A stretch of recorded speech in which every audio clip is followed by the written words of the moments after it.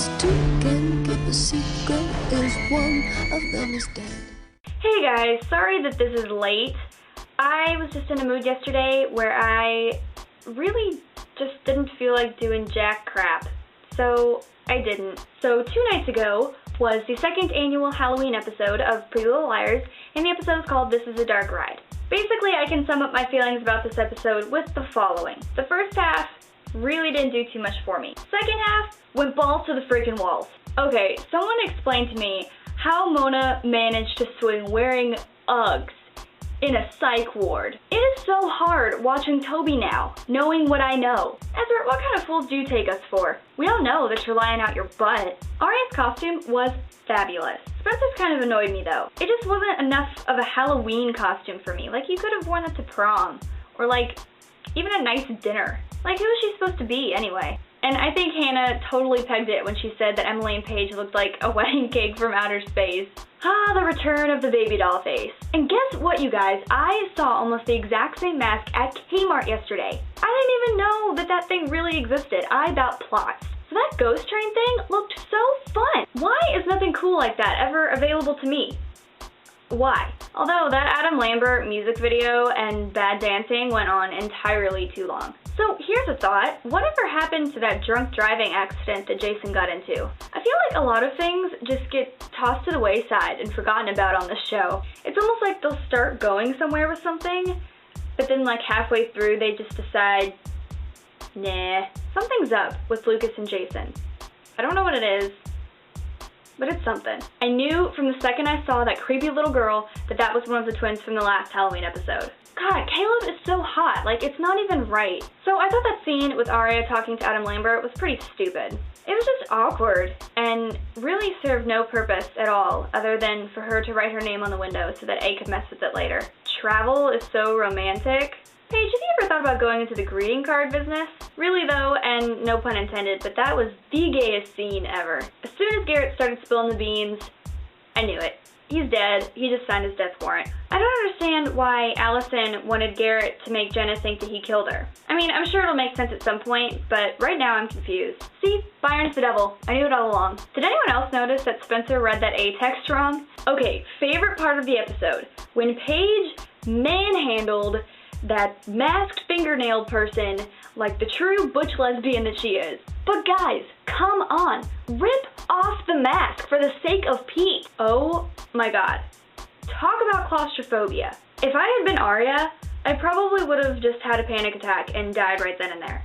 Yeah, okay Ezra, how convenient that you were gonna surprise Aria and you heard someone got hurt. No, shut up. Allie's body being amongst the beverages, that is so messed up. But let me just say, I don't think it's a coincidence that Allie's body turned up with both Ezra and Jason on the train. Remember that theory about Ezra maybe having all that cash because maybe Jason gave it to him as a reward for knowing where the body was? Yeah, me too.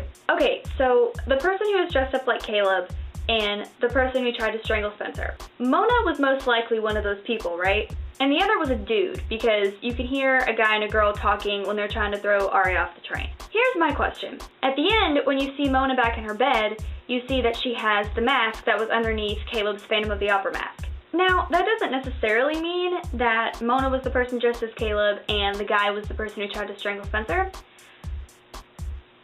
But it is kind of implied, in my opinion. And if her having that mask does mean that she was the person dressed as Caleb, then she was like fondling Hannah earlier. I mean, do we maybe have another lesbian on our hands? Perhaps? So the very end with the hand coming out of the ground. A, creepy as crap. B, I was really thrown off for a minute because at first I didn't realize that it was a flashback, so I was like, what the hell is this? C, so is that it? Like, is the speculation over? Is Allie / her twin really alive? Because that's what I took from it anyway. Here's Kaylin's theory, and I think that I kind of agree with it.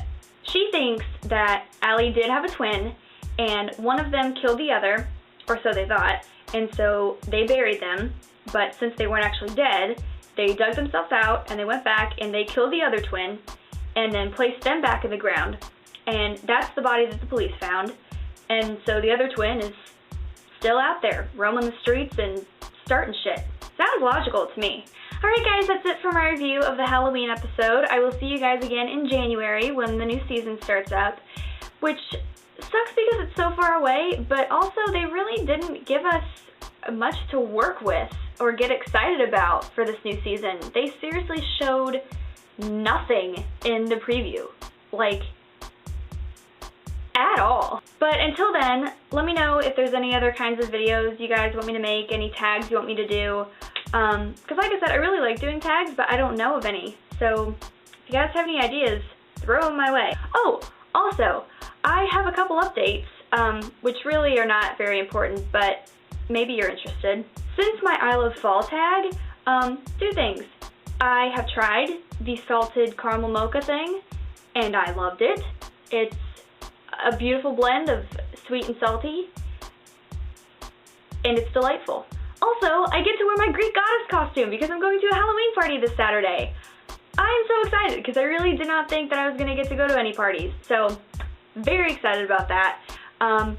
Which, speaking of, let me know if anyone has any insight as to where I can get a gold jacket, because if you're a girl, you know that the problem with Halloween is you freeze your ass off every year because there's no such thing as a warm, cute Halloween costume. So let me know if you know where I can get a gold jacket, because I have had no luck at all. Alright guys, I'll see you later. Bye. 'Cause two can keep a secret if one of them is dead.